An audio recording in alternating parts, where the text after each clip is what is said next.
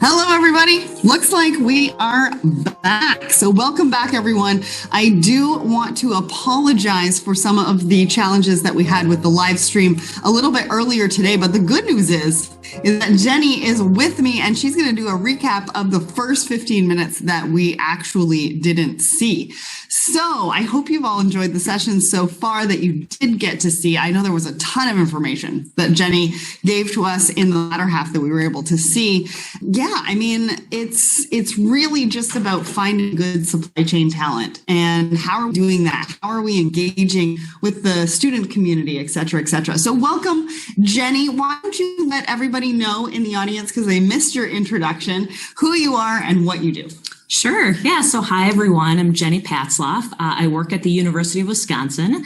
Unlike a lot of folks that work with students, I primarily work with professionals, and we are part of a professional development program called the University of Wisconsin E-Business Consortium. Nice. A little bit about my background. I am from Wisconsin, from a small town called New Berlin. I am a University of Wisconsin graduate. I have my BBA in marketing, international business minor, and then I did spend 17 years as a supply chain professional at Target Corporation. So cool. Worked in inventory management, Nice. supplier compliance, imports, logistics. After 17 years, I did a career pivot and went to work for a logistics data software company. Okay. And spent 3 years there doing everything from recruiting, very applicable today, talking about team culture and bringing those business values into the workplace. Amazing. And after 3 years, I joined the University of Wisconsin back at my alma mater into this consortium. Wow, what an exciting journey. And like I always talk about in my Women in Supply Chain series, it's never straight, right? You always sort of zigzag and pivot. And I think it also depends on where you're at that particular time in your career,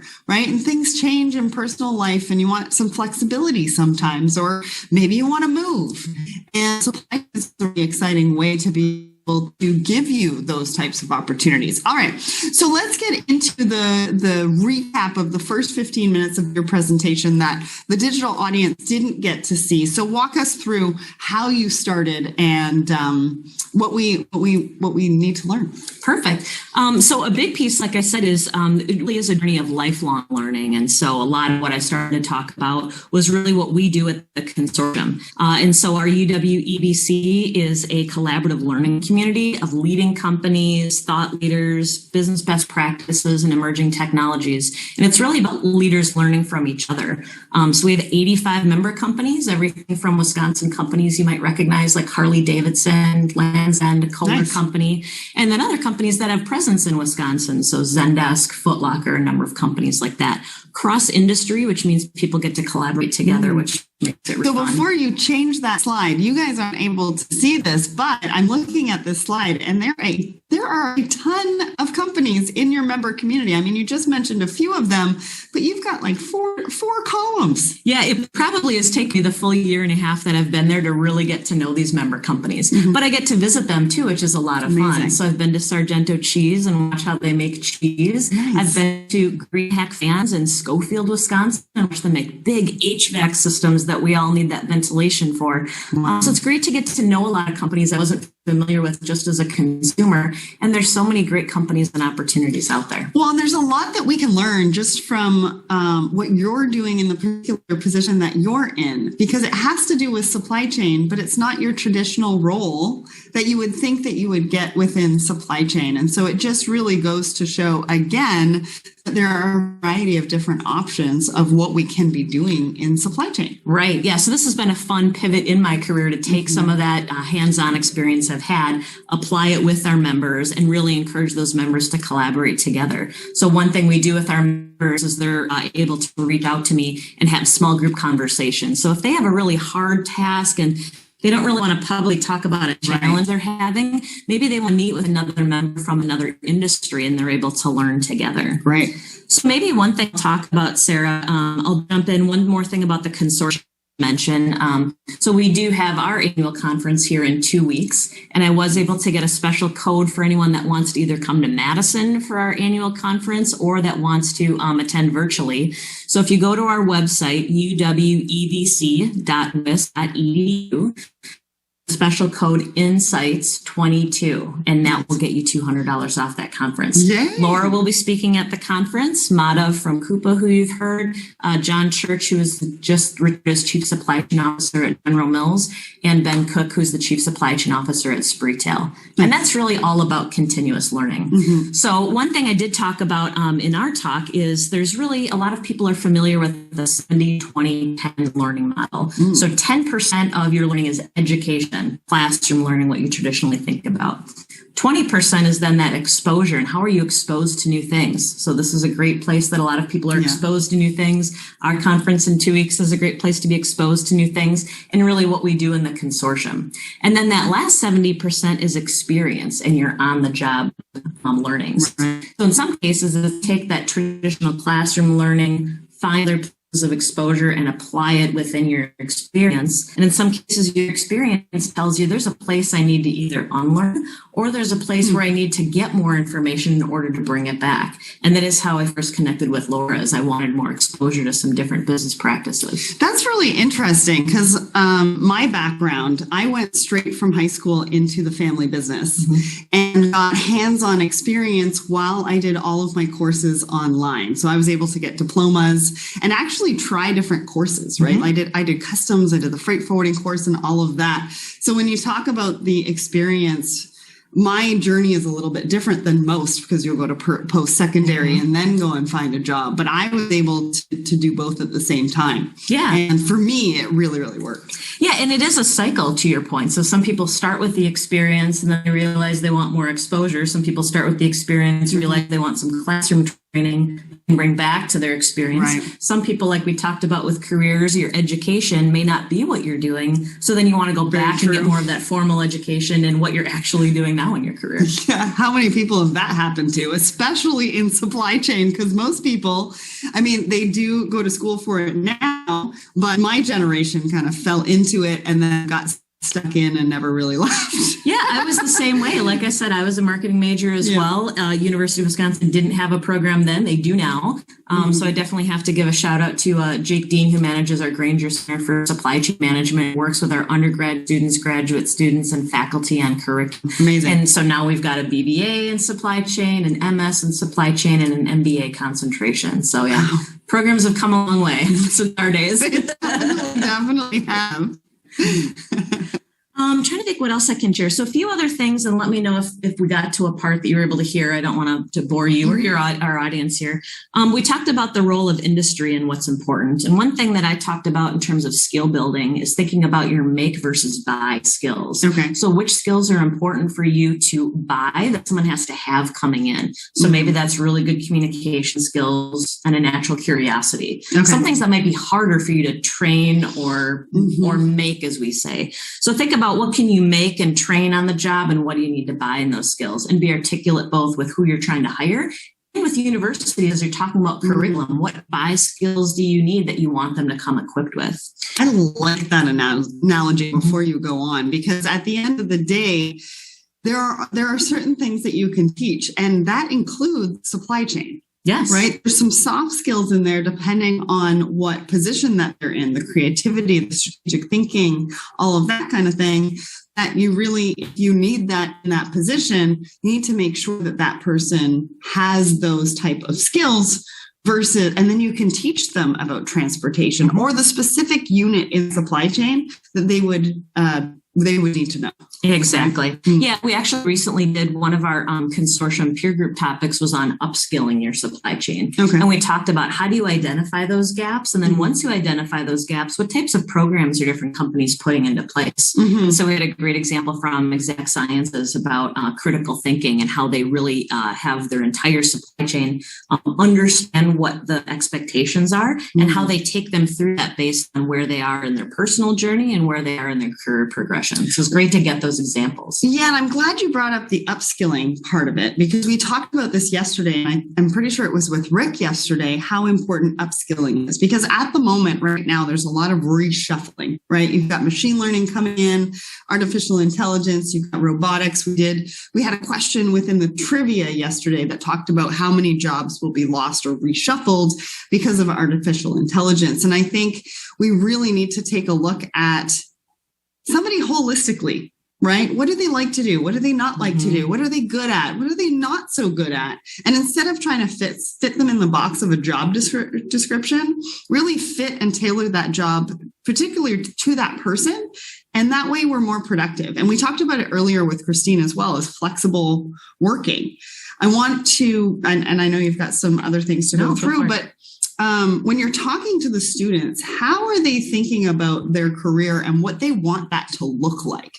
Not particularly in the fact of the job itself, but just in the environment, and not even just culturally. Like, because I think they have a very different mindset of when you and I got into the workforce, right? Yeah. Can you give us sort of an idea or a glimpse into that window of how they're talking about it? Yeah, probably from a couple different lenses. One, and it relates back to something I was just mentioning, is it's really important, I think, for companies to have employee ambassador programs, because it's one thing to hear the corporate speak, but it's another thing to hear from employees. And same with if you have recent graduates being able to come back to campus and share what that experience is really like, because it is hard to get into it until you're there. Yeah. I'll give a personal experience too. My daughter just turned 16 and we took her on our first campus tour. Okay. It's understanding it's even out there. She came back and said, there's a lot of majors. There's 100 majors at the University of Wisconsin. Right. And so that's part of, I think, what certainly University of Wisconsin and other ones try to build into the curriculum is there's some classroom learning about concepts, but that exposure piece, that 20% is really critical too. So having guest speakers come in to talk about their experiences, then you can really put some tangible pieces around what's needed, what does that look like, what is a day in the life. And I think the more companies can connect that to students, the better they can understand it. We see a lot of students do capstone projects and student projects with companies as well, which serves both. It serves the student in saying, now I'm in this environment, I'm understanding what the culture is like, what skills I have and what skills I need. And it's great for the companies too, because they're seeing this talent before they've even graduated. And quite a few then are getting offers coming out of those programs. So it benefits the companies to get benefits the students and understanding really what's out there and what they need to build in their skill set. Right. I like that you brought up ambassador. So I speak a lot to Frances Edmonds. She's the head of sustainability for HP Canada. And she talks about how when somebody is hired into HP, they have to do a session with her. So that they can better understand sustainability goals, what they're doing, what she's doing in sustainability, and all of that kind of stuff. I know that that's one sort of pillar of the company and what they do, but I thought it was fascinating in the fact that you brought it up as ambassadors, is that I think it's a great way to onboard somebody and have them go through and speak to the different pillars as to what the company is all about and really experience it within that team. Right. And think about, I mean, there can be such that buyer's remorse piece when you first do it. And, you and I have changed jobs as well, where you sit down that first day and you go, did I make the right decision? So think about if that's your first job out of college too.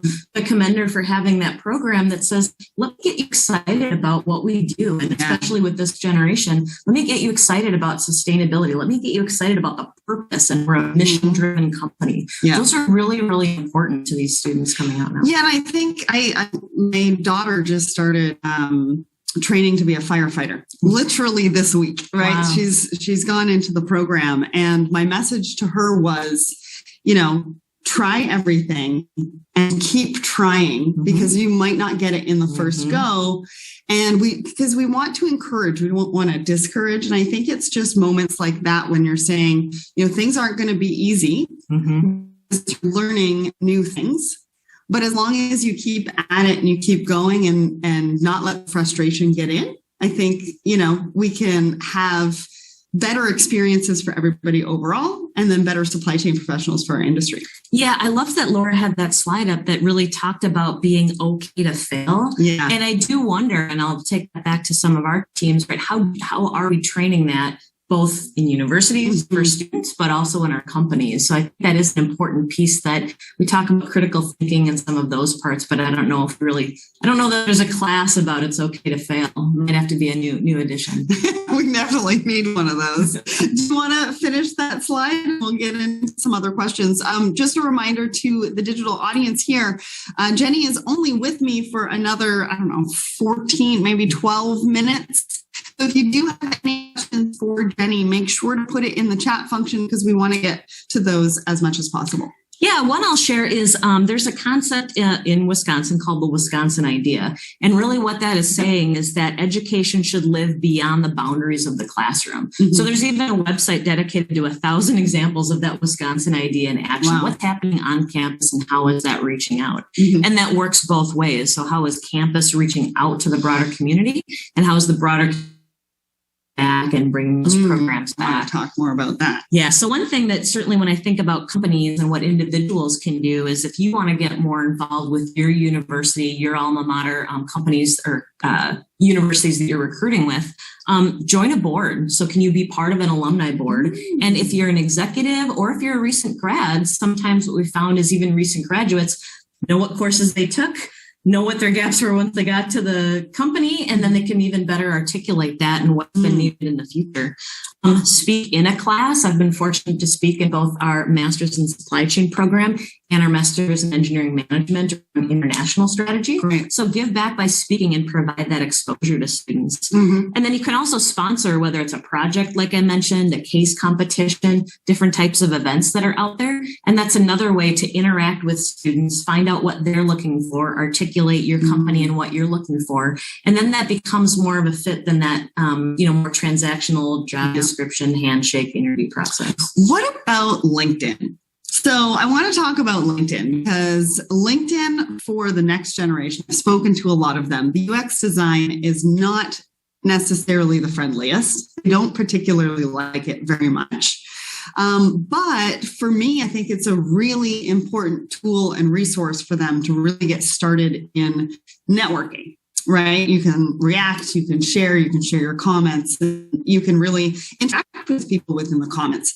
How important is it for industry professionals, industry leaders to get involved on a platform like LinkedIn to really showcase how cool supply chain is and what the opportunities are?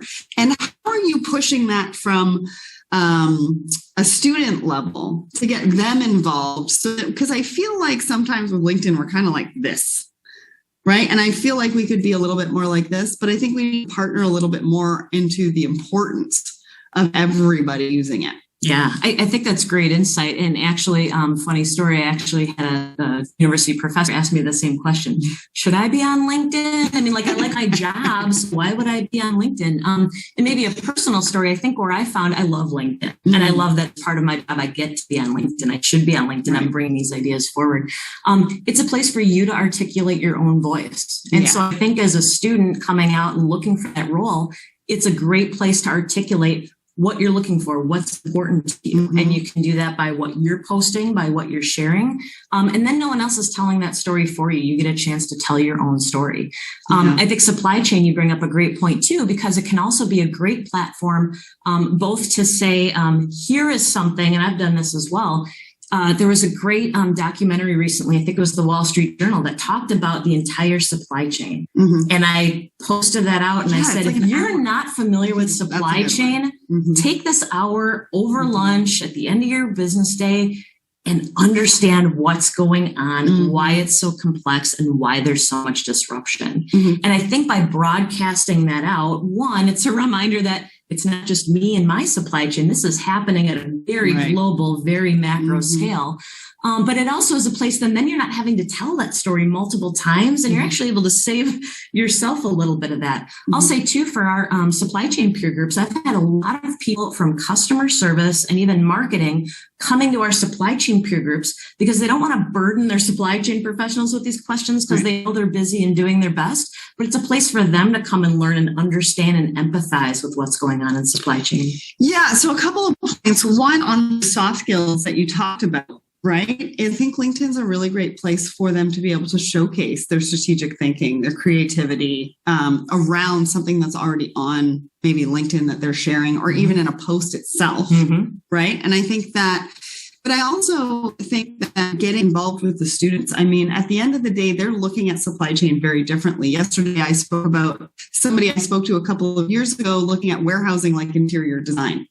And I think there is so much innovation at the student level that getting involved in those conversations and drawing out that innovation is really just how we're going to move the industry forward into 2030, like we've been talking about for the last couple of days. And it's a great place to explore company cultures. So you can follow companies and then you're seeing what they're posting, seeing what's important to them. Are they going to volunteer events? And if that's an important thing for you, you're seeing that that's being lived in what they do. So I think you're a great follow, Sarah. I've been following you for a few years. And so if you want to know how to do it well, definitely follow Sarah. Well, thank you for that. I appreciate that. Are we connected on LinkedIn? We definitely need to I think we are, yeah. But now we're connected in real life as well. That's so true. So how can supply chain professionals be continuous learners? Because you talked about that being obviously part of the 7-20-10 rule. So tell us a little bit about how they can be continuous learners. We talked about how they can get involved with the students. But then I have a lot of people that come to me that want to upskill, and they're like, what should I be upskilling to? One of the things we talked about yesterday was that you should really be talking to your teams, talking to your leaders, talking to your teams and saying, hey, this is what I want to do. Don't really know where to start, but can you give me some guidance as to where we're going and maybe what gaps you see for me? But then, outside of that, leaning on academia, how do they continue to be those continuous learners? I think that's a great point because it is a very individualized journey. So depending on your path, you might decide I'm limited until I get an MBA. I'm limited until I have a master's in engineering. Right. And by doing one of those formal programs, that is what will really get you to your goals. So I think the first piece really is understanding your goals. What are your long-term goals? And then what are those gaps? Asking people around you that know you is a great set of that. And know that there's other options as well. So it doesn't mean you have to get a formal program. It's a great option.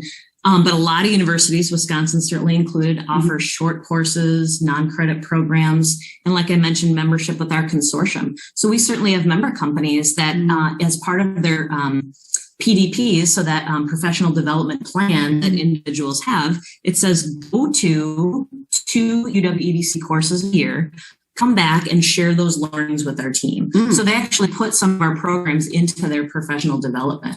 And into action. Right. So they're saying, not only do we want to support you in upskilling, and we'll give you all the resources to be able to do that, but then we want to learn from what you're learning. Right. And that's something that I actually spoke to somebody about the other day, was that they want to be able to send their teams to a variety of different experiences for them to continuously learn, whether that's in an educational environment or whether that's in an environment like this, where there's discussions being had or peers that they can ask questions of, so that they can actually come back to their team, share knowledge, because at the end of the day, leaders only have so much time. Right. And they really want to get their teams involved, and they see the value in that as well. And so not only is that value to the next generation coming into supply chain, but also supply chain professionals that are currently here that want to learn more. And I think having that support, right, getting that support from not only the top of the organization, but their leaders and things like that really goes a long way. And I think that's how we're going to innovate, move forward, be sustainable. Yeah. And it's a way to fill your own cup too. So I know of so many supply chain leaders that are burnt out. In fact, we did a session within our consortium that was called From Burnt Out to Fired Up. Wow. We partnered with a leadership institute in Green Bay called Initiative One. And that's what they came in and talked about, is how do you fill your own cup and your own purpose? I also talked on stage about Marcus Buckingham's book, Love and Work. And it's important to think about those loves in your life and what gives you that passion. And then these professional development programs can be a great way to fuel that. So by fueling that and fueling yourself, you've got that energy to go back and give more and give what you need to your organization. Well, and we're circling back on mental health. So it's been a common theme throughout some of the discussions that we've had with the speakers, et cetera. And actually, I have my LinkedIn newsletter coming out next Monday about mental health moments that you have in the workplace and how to overcome grace, and obviously for leaders to provide safe spaces for those conversations. But you're right, it's been a hard couple of years for supply chain professionals, and it gets me really excited that we're talking about mental health. Now. I've been talking about it for a long time, and I think it's really important for us as human beings and people within the supply chain. Yeah. In fact, at our conference in 2 weeks, our UW-EBC annual conference, the keynote speaker is Catherine Price, and she speaks about the power of fun. What a great way to start out the conference, to say, one, it's okay to have fun. And two, here are the benefits as a research scientific journalist of the power of fun. Then we're going to do an executive panel with executives at Sargento, Masterlock, and Schneider National. Okay. And they're going to talk about a growth mindset. Nice. So really focus, like you said, less on some of those hard skills, and really let's put ourselves back in that framework to grow, back in that framework to learn, and back in that framework to have fun. My live stream actually on Tuesday, I featured an article on growth mindset versus emergency mindset, and it was actually pretty cool. So I love that. Anyways, we only have a couple of minutes left. What is a takeaway or action item that maybe the audience can put into place from this discussion and take action on right away, or maybe it's something that they should be thinking about doing? Yeah, I would say you should have a partnership with your university. So there's ways that you can do that and give back. So give back with your time, give back with what are some of those skills that you think are important for those next generation leaders to have, and give back to each other by finding some of these ways, and give back to yourself by taking a course or learning or experiencing with others. So that you can have those benefits and really feel like that lifelong learner that we all hope to be. Awesome. Well, Jenny, that was a really fun discussion. I'm super glad that you were able to join us on the digital stage. Next, we are going back to the in-person stage, but virtually with Hannah Kane to hear all about tackling the supply chain talent crunch and some final discussions about which dreams you should take flight. We will see you back here at noon Eastern with Laura for a final wrap, and we're going to find out who is at the top of the leaderboard and winning the last of our prizes today. So we will see you back here at 12 p.m.